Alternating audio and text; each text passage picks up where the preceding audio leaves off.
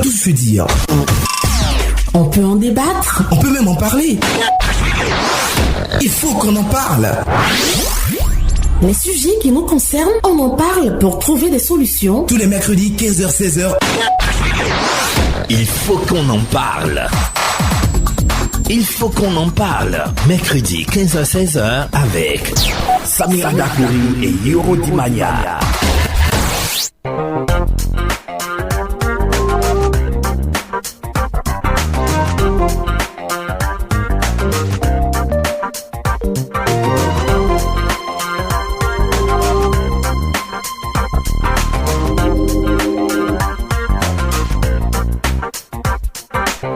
Il faut qu'on en parle.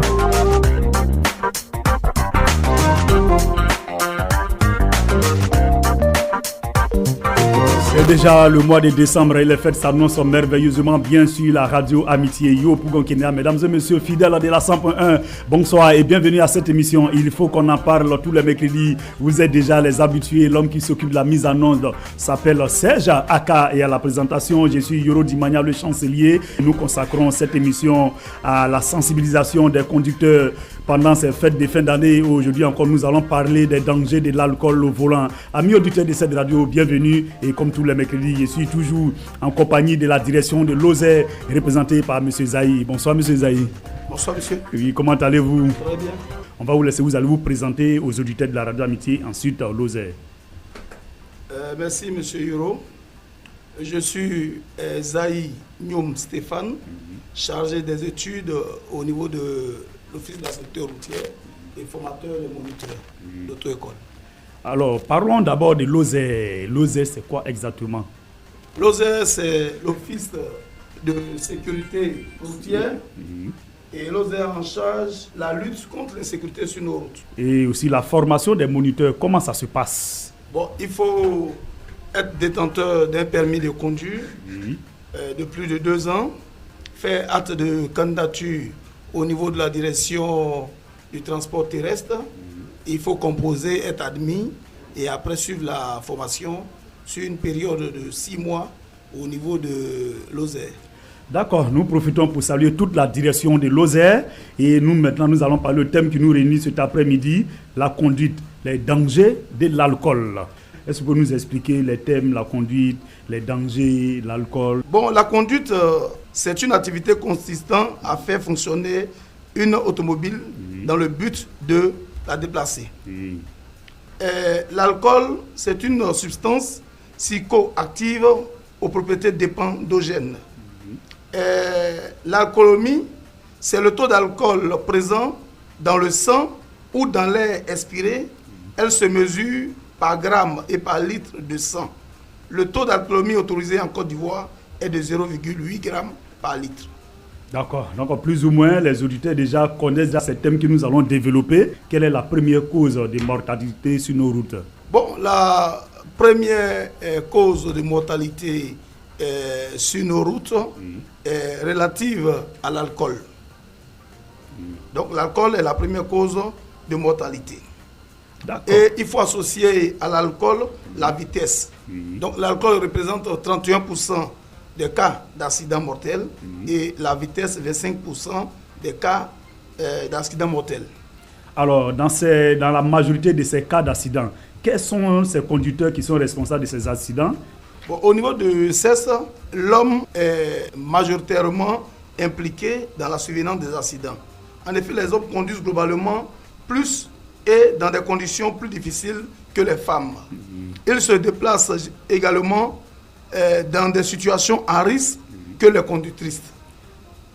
La tranche d'âge la plus impliquée dans la survenance d'accidents, c'est des personnes âgées de moins de 25 ans, 75% de... Donc, c'est aux jeunes, on doit s'adresser beaucoup les jeunes de moins de 25 ans et surtout les hommes. Oui, il faut s'adresser aux hommes parce que largement impliqués dans la survenance des accidents. Mais quand on va prendre aussi l'âge, il faut aussi sensibiliser les personnes âgées de moins de 25 ans.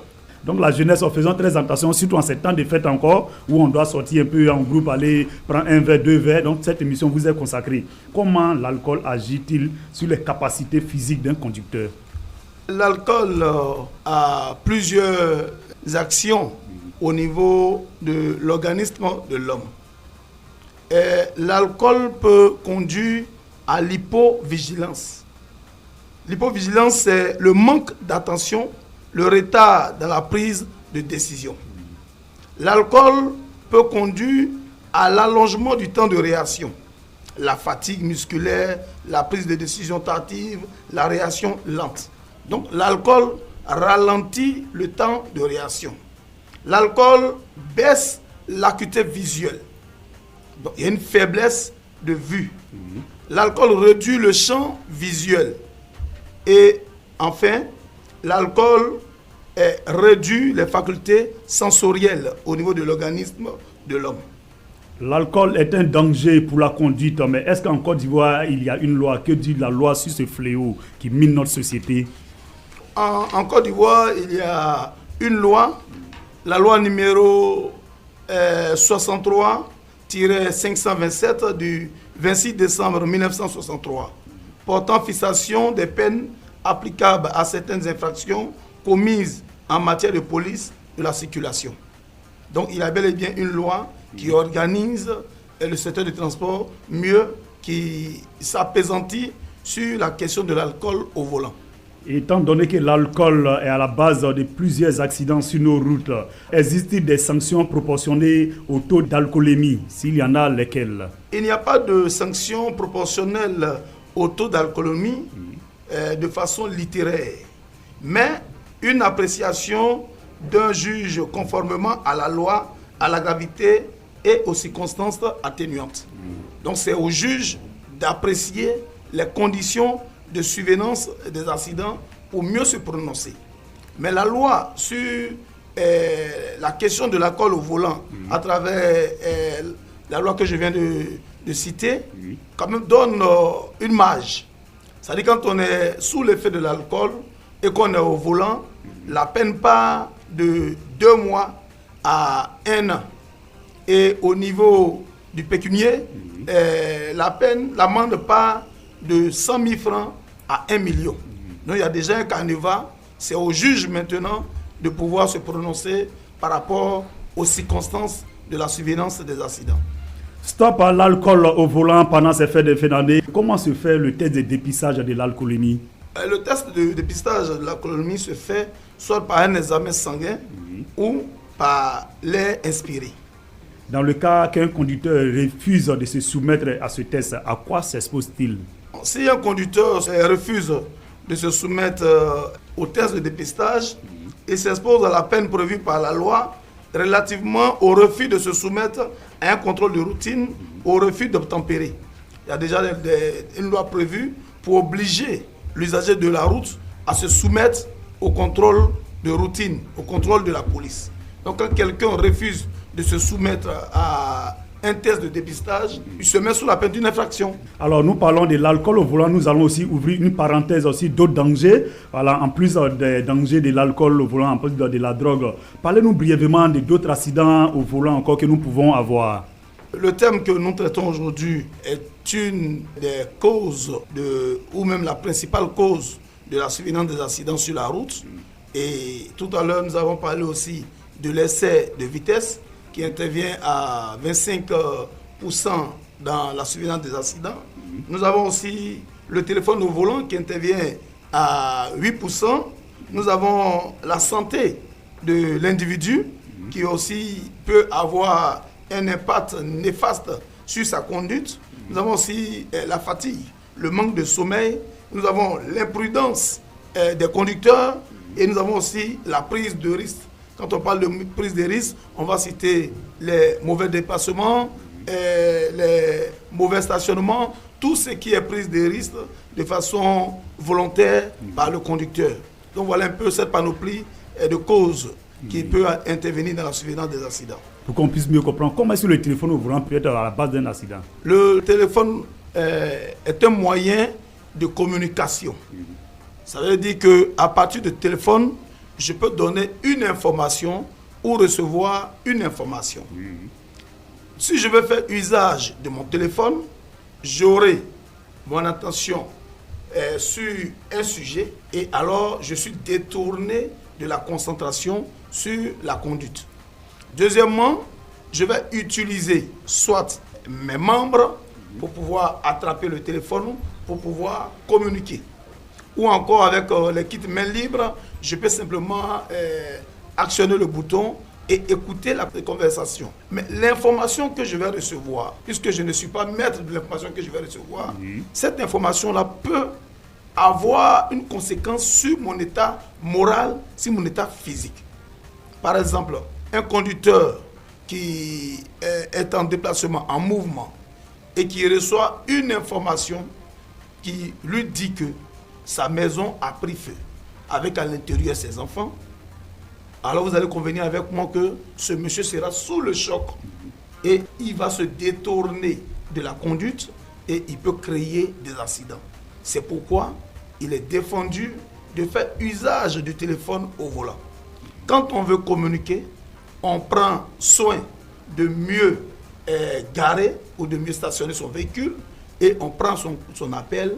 Quand on a retrouvé tous ses sens, on a fini de communiquer, on peut continuer le trajet. On revient aussi sur la vitesse, surtout en ville et sur nos autoroutes. On en parle aussi. Bon, la vitesse est une cause des accidents, mais en même temps est un facteur aggravant de l'accident. Donc, au-delà même de causer l'accident, la vitesse augmente les dégâts de l'accident. C'est pourquoi il est recommandé de faire usage d'une vitesse raisonnable, une vitesse qui obéit à la réglementation, en agglomération ou en rase campagne. Parce que la plupart des accidents, même des accrochages, surviennent du fait de la vitesse. Quand on a une vitesse raisonnable et qu'on a une distance sécuritaire raisonnable, il n'y a pas de raison qu'on puisse faire un accident. Donc voilà un peu pourquoi nous devons limiter la vitesse et respecter la limitation en vigueur en matière de vitesse. D'accord, comme quelqu'un le disait hier sur les réseaux sociaux, la santé aussi, parce que quelqu'un qui a la toux, qui a mal à la tête, qui est en train de conduire, c'est un danger. Oui, l'état de santé va agir, puisque l'état de santé va réduire les capacités et les facultés de l'organisme. Donc, quand on est malade, je prends par exemple l'exemple de quelqu'un qui a l'épilepsie. C'est une maladie. Mais en état de conduite, quand il fait la crise, mais il va être objet d'un accident. Pour quelqu'un qui, en pleine conduite, a peut-être le vertige, fait une crise d'AVC, non, nous constatons que la maladie peut avoir une incidence sur la conduite. C'est pourquoi quand on est malade, il faut aller à l'hôpital, il faut se reposer. Même au-delà des maladies. On va prendre le cas même du traitement. Certains médicaments. Sur les médicaments, il y a des notifications. Quand je prends le niveau jaune et au niveau 1, c'est marqué en jaune sur le médicament, soyez prudent. Ça veut dire que si je consomme ce médicament, on me demande de faire beaucoup attention. Deuxièmement, il y a le niveau orange, qui est le niveau 2. Soyez très prudent. De prudent, on parle de très prudent, parce qu'on suppose que ce médicament peut avoir des effets. Mais comme ce n'est pas en contradiction avec la conduite, alors on vous demande d'être très prudent. Mais le niveau 3 des médicaments, la couleur rouge, on vous dit attention, danger, ne pas conduire. Donc, chaque médicament donne une attitude au conducteur à adopter. Nous sommes dans une période festive. Quel devra être le comportement de l'usager de la route? En cette période de fête de fin d'année, il faut dire que la fête de fin d'année ne doit pas être un rendez-vous avec la mort sur nos routes. C'est pourquoi nous demandons aux usagers de la route d'avoir un comportement responsable et sécuritaire pour éviter les accidents de la route. En effet, quand on analyse la survenance des accidents, on pose 3 facteurs.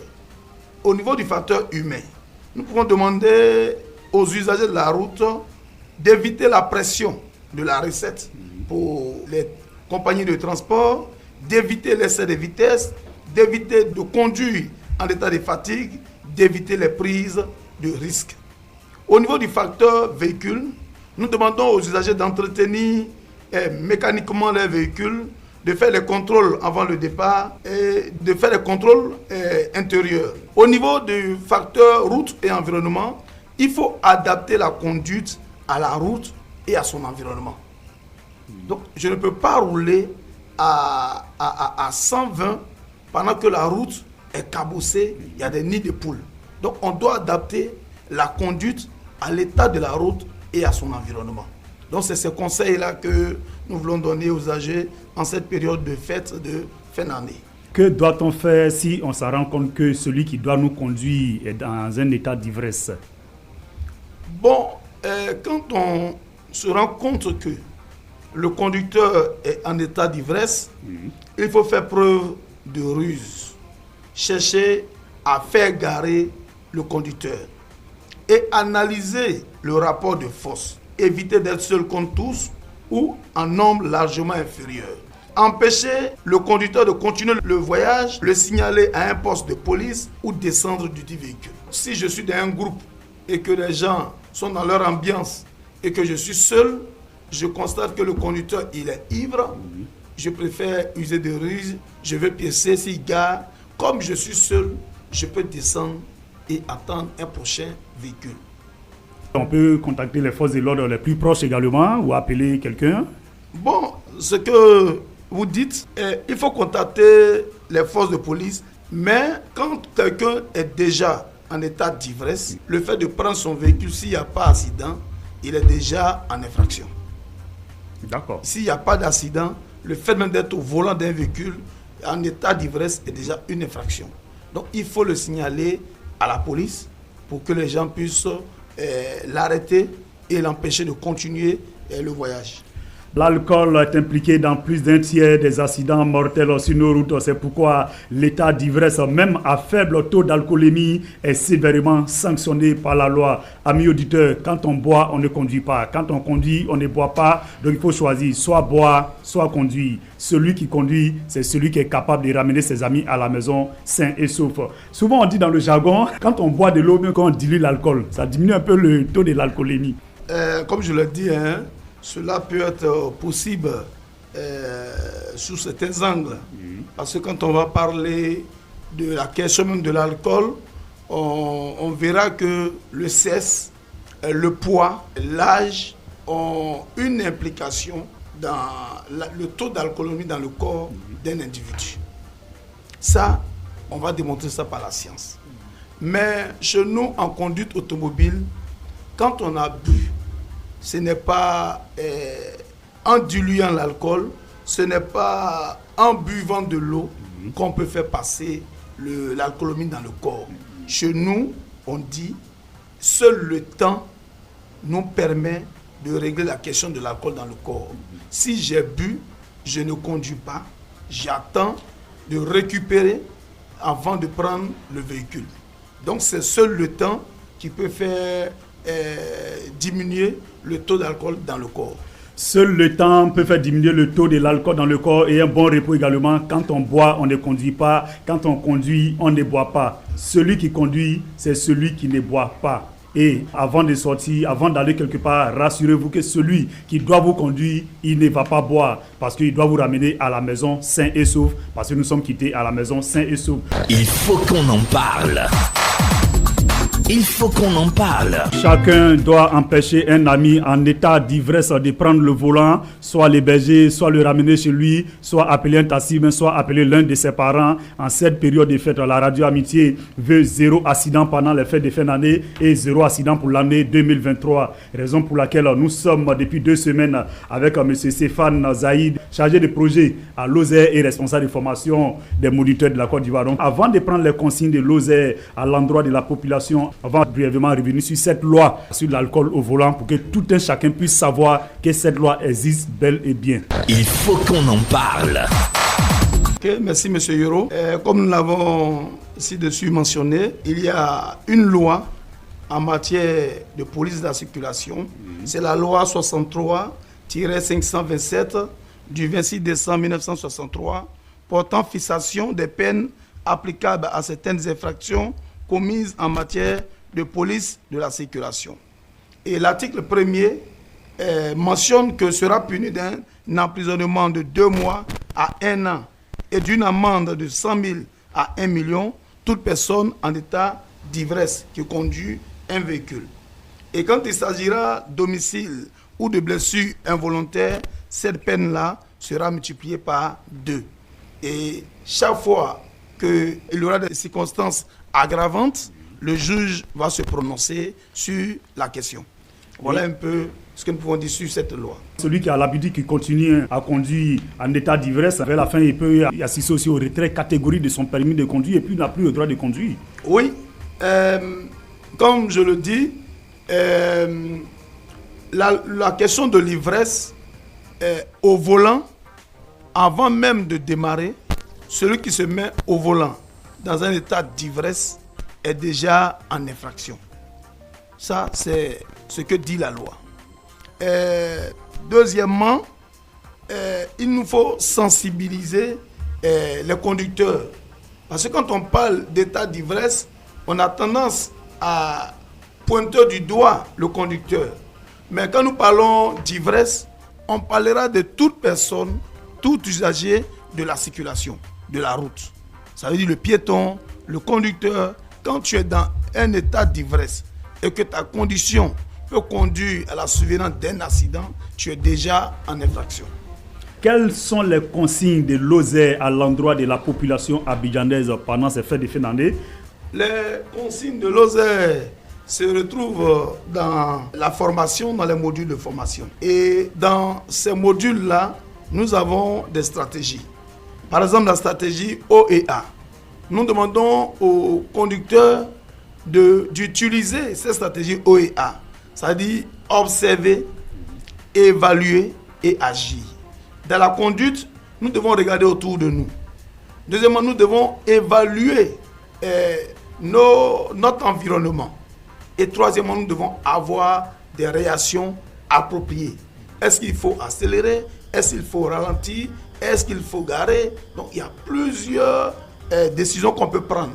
Mais cela va découler de notre observation et de notre évaluation. Deuxièmement, c'est de sensibiliser les conducteurs et les usagers de la route à avoir un comportement CSR, un comportement sécuritaire et responsable. Adopter une attitude responsable sur nos routes. Non à la prise de risque au volant. Non à la fatigue au volant. Non à la vitesse. Non à l'alcool. Non au mauvais dépassement. Non au surcharge. Non au surnombre. Il faut faire des contrôles mécaniques des véhicules et il faut adapter sa conduite à la route et à l'environnement. Donc voilà ces conseils-là que nous devons donner aux usagers de la route. Il faut aussi demander aux piétons de ne pas se faufiler entre les véhicules. Souvent, il y a des gros camions qui ont des angles morts et ça crée des accidents. Donc voilà un peu ce que nous pouvons dire sur la question de la sensibilisation en cette période de fête. Quelques conseils pratiques pour être un bon chauffeur en tant que moniteur. Le bon chauffeur, c'est celui-là même qui a pour bureau son véhicule. Donc, quand je me réveille tôt le matin, avant de prendre mon véhicule, je dois d'abord faire un contrôle extérieur. Est-ce qu'il n'y a pas des objets sous le véhicule? Est-ce qu'il n'y a pas un enfant qui est couché sous le véhicule? Il y a beaucoup de choses que je peux éviter en faisant le contrôle sous mon véhicule. En regardant la carrosserie du véhicule, est-ce qu'il n'y a pas un problème? Est-ce que le réservoir n'est pas ouvert? Il y a beaucoup de choses que je peux éviter. Deuxièmement, je peux faire le contrôle du niveau d'huile, le niveau d'eau au niveau de mon véhicule. Quand je rentre dans le véhicule, je fais le contrôle intérieur. Est-ce que le volant est bien positionné? Le siège est bien positionné? Les rétroviseurs sont bien réglés? Tout ça, là, je prends toutes ces dispositions, je contrôle mon tableau de bord et je démarre. Quand je démarre mon véhicule, j'adapte ma vitesse à mon environnement. Deuxièmement, je respecte les limitations de vitesse et je respecte les prescriptions du code de la route pour éviter d'être en infraction.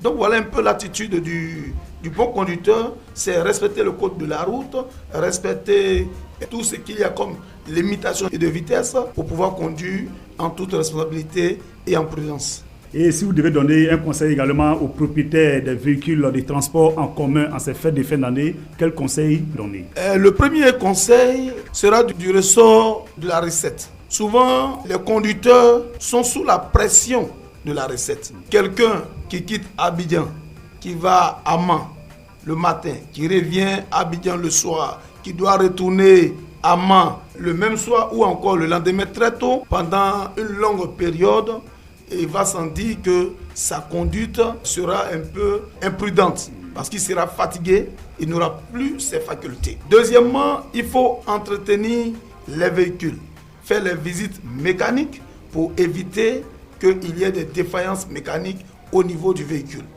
Éviter le surnombre dans le véhicule, éviter la surcharge pour que le camion soit dans de bonnes conditions et que le conducteur soit aussi dans de bonnes conditions de conduite sur la route. Nous allons nous adresser maintenant à la jeunesse. Au niveau de la jeunesse, c'est vrai que la célébration, la fête de fin d'année est un moment de joie. Et en même temps, ce moment-là annonce une nouvelle année. Donc nous devons nous donner les moyens de pouvoir aussi aborder cette année-là sereinement et prier Dieu aussi que nous puissions assister à la fin de la nouvelle année qui va commencer. Donc, il n'y a pas de raison que nous puissions mettre à mal notre vie. Et comme le disait le philosophe André Malraux, rien ne vaut la vie. Donc, il faut savoir que le plus important, le bien le plus important que nous avons, c'est notre vie. Donc, c'est d'avoir un comportement sécuritaire, un comportement responsable. Éviter les excès de vitesse. Éviter d'inciter, d'amener les conducteurs à faire usage de vitesse sur la route. Soyons prudents. Tout à l'heure, nous l'avons dit, la frange la plus impliquée dans la survenance des accidents de la route, c'est la jeunesse. Des personnes âgées de moins de 25 ans. Donc nous demandons à cette jeunesse-là de savoir raison garder, d'être prudent sur la route et de respecter le code de la route. Respectez le code de la route, mesdames et messieurs. Vous êtes à l'émission Il faut qu'on en parle sur la radio Amitié.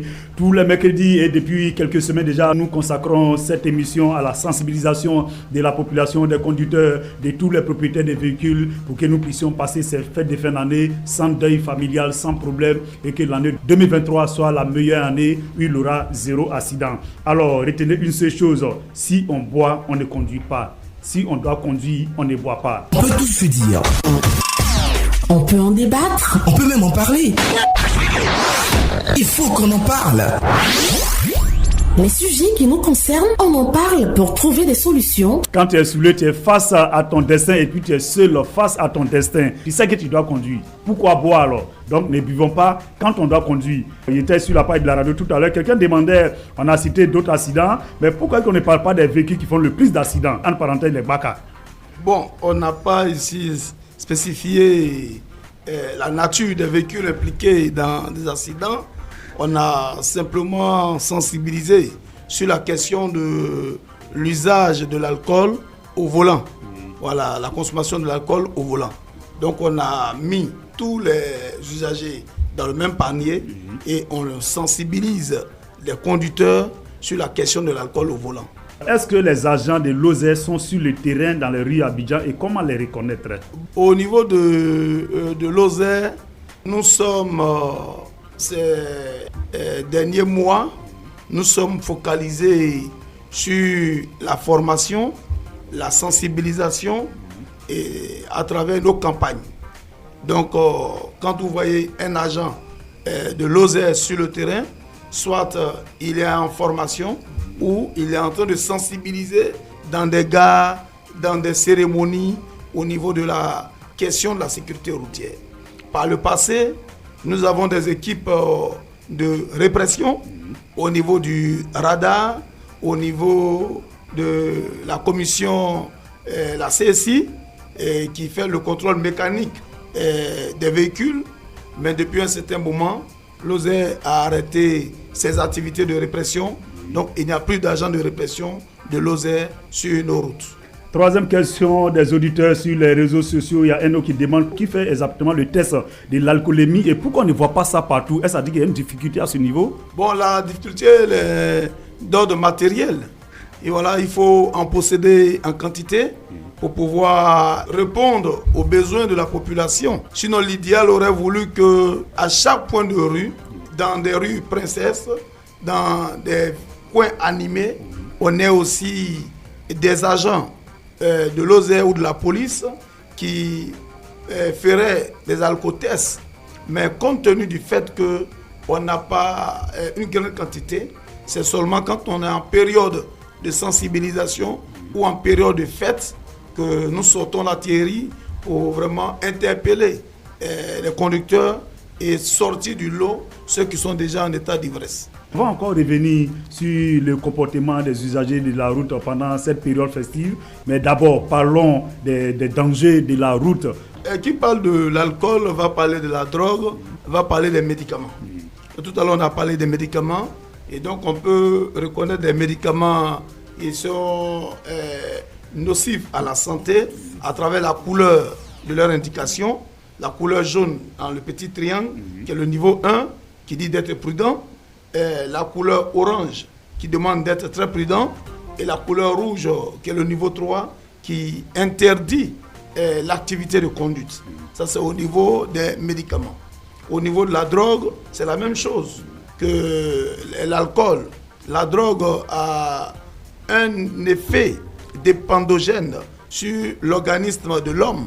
Donc la drogue a les mêmes propriétés que l'alcool. Donc quand on parle d'interdiction de consommer l'alcool, je pense que c'est la même chose. Mais seulement que pour le moment, il n'y a pas de test pour connaître le taux de nicotine dans le corps humain. Mais je pense que c'est les mêmes propriétés. Alors on interdit l'usage de la drogue au volant.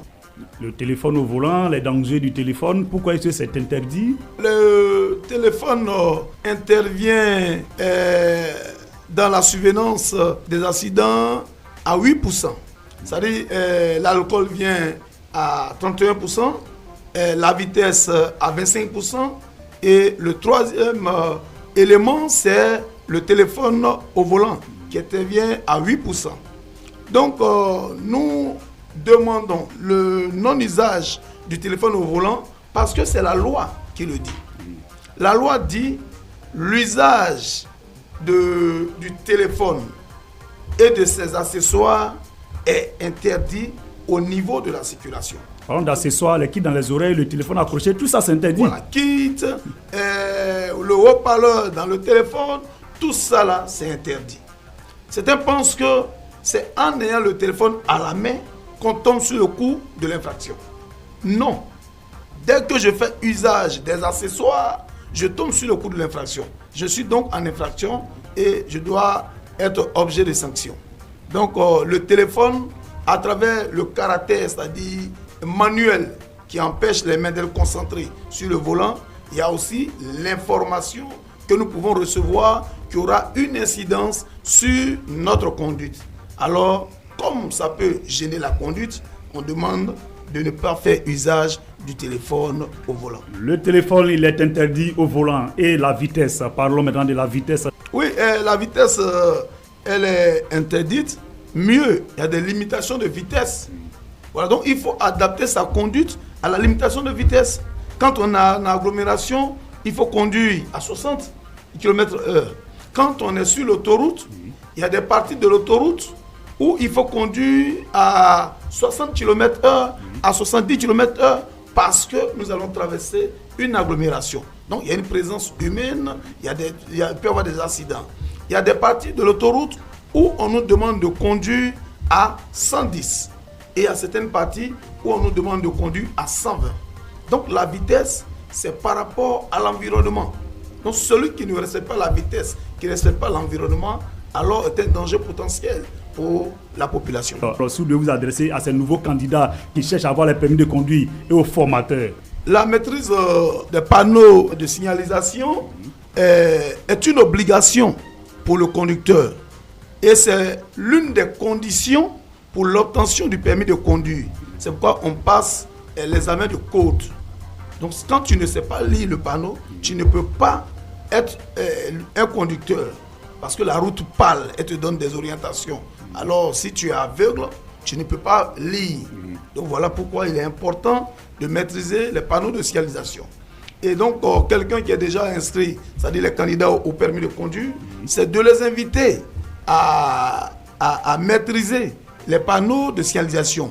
Et je suis heureux, quand on parle de candidats, c'est que c'est des personnes qui ont décidé de se faire former avant d'avoir le permis.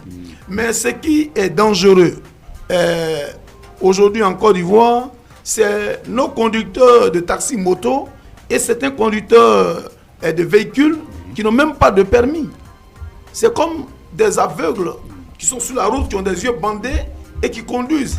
Ils ne savent même pas lire un panneau. Et ça, c'est un danger potentiel.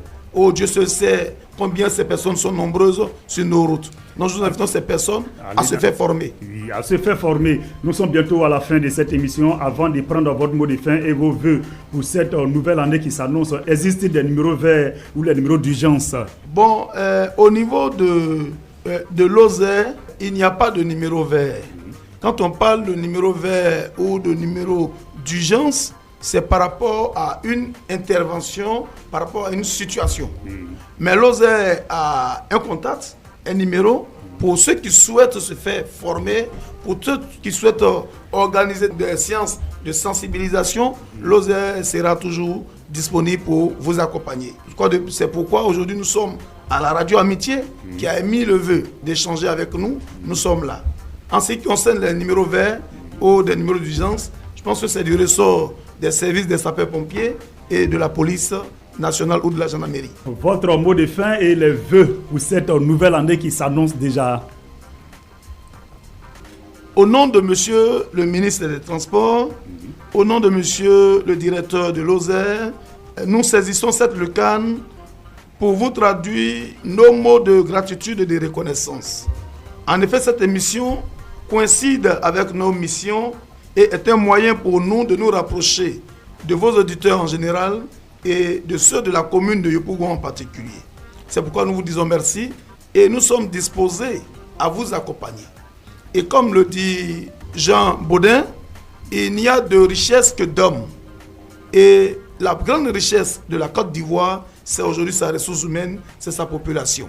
Et l'Oser est en train de lutter par rapport à sa mission régalienne de préserver les vies sur nos routes, de préserver nos vies en toute situation de conduite. C'est pourquoi nous sommes heureux de l'apport fortement inestimable que vous nous apportez aujourd'hui en nous ouvrant vos antennes pour interpeller la population. Nous souhaitons que d'autres chaînes ou d'autres organes de presse vous emboîtent le pas pour nous permettre de nous rapprocher de la population et de faire passer le message. Nous sommes dans l'attente d'un partenariat avec la radio Amitié pour que nous puissions amplifier cette campagne de sensibilisation dans l'intérêt de la Côte d'Ivoire. Les accidents sur la route aujourd'hui sont des obstacles au développement de la Côte d'Ivoire. Notez bien qu'un accidenté coûte à l'État de Côte d'Ivoire la somme de 15 000 francs au minimum par accidenté. Nous avons près de 21 000 accidentés, c'est-à-dire des blessés graves. Donc, quand on va faire la multiplication, vous verrez que c'est à coût de milliards chaque fois.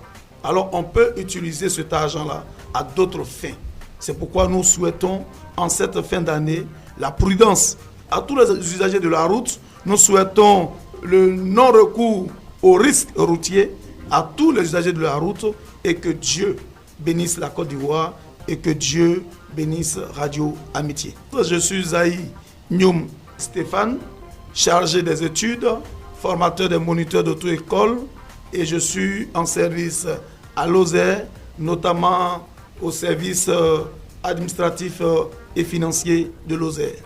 Merci beaucoup, M. Zaï. Nous profitons pour vous souhaiter une bonne fête de fin d'année également. Sur ce, nous allons terminer cette émission. Quand vous prenez la route, peu importe votre véhicule, Conduire est un acte social. Ne mettez pas votre vie en danger ni celle des autres. Mesdames et messieurs, bonne fête de fin d'année et d'ici là, soyez des citoyens responsables. Quand on boit, on ne conduit pas. Quand on conduit, on ne boit pas. Que Dieu vous bénisse. Merci Saint-Jacques, je suis Yoro Dimania à la présentation de cette émission et merci à toute la direction pour la confiance. Il faut qu'on en parle et on en parlera toujours.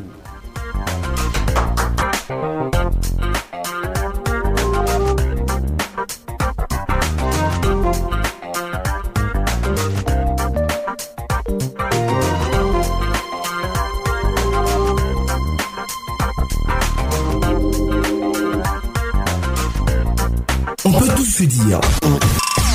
On peut en débattre. On peut même en parler. Il faut qu'on en parle. Les sujets qui nous concernent, on en parle pour trouver des solutions. Tous les mercredis, 15h-16h. Il faut qu'on en parle. Il faut qu'on en parle. Mercredi, 15h-16h avec Samira Dakouri et Yoro Dimania.